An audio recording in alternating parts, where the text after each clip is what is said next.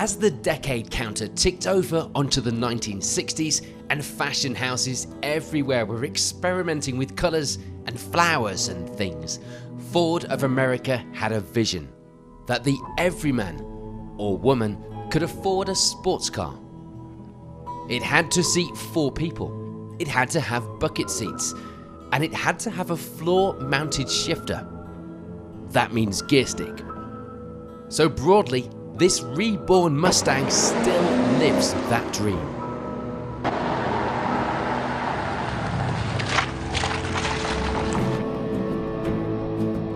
It also had to weigh in at under £2,500 in weight and cost less than $2,500. It obviously doesn't do either of those two things anymore, but it's okay. It's an American car. We expect it to be slightly overweight and slightly overpriced. And it is fine, because it does this.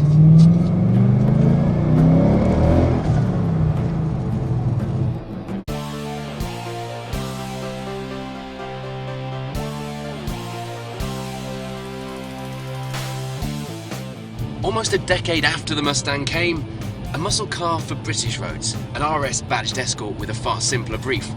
Win on Sunday, buy on Monday. RS, by the way, stood for Rally Sport. With a badge that stood for Rally Sport, the Escort had a lot to live up to, and live up to it, it did.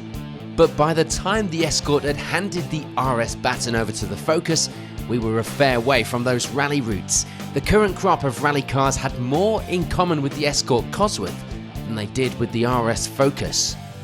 But the Focus somehow never stopped being awesome, and this new RS model takes us right back to the heart of rally sport. And like the Mustang, this also has a shifter on the floor.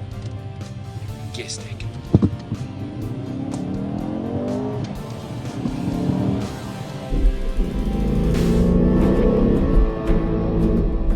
By bringing the Mustang over to the UK in right-hand drive for the first time, it was like the meeting of two gods of octane meeting for the first time on equal terms.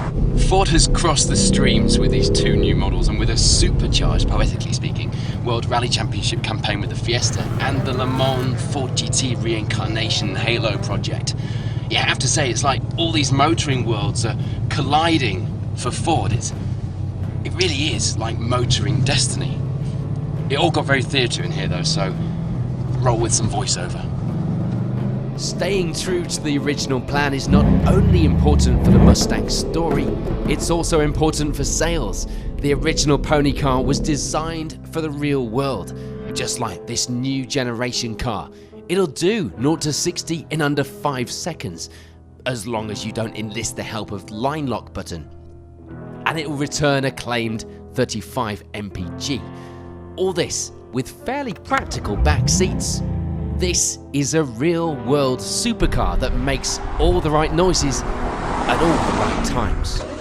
And the Focus, well, it has over 300 brake horsepower from a 2.3-litre 4-cylinder turbocharged engine.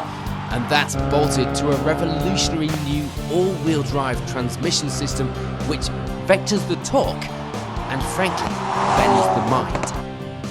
Like the Mustang, the Focus RS has a naughty button as well, and if you press it, things get a little drifty. But for the most part, this is a real-world performance car that really does feel like it's part of the RS bloodline. And bloodline can't be manufactured, it has to be earned.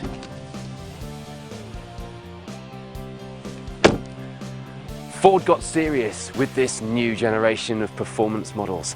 And who thought such an Anglo-American cultural mashup would work so well?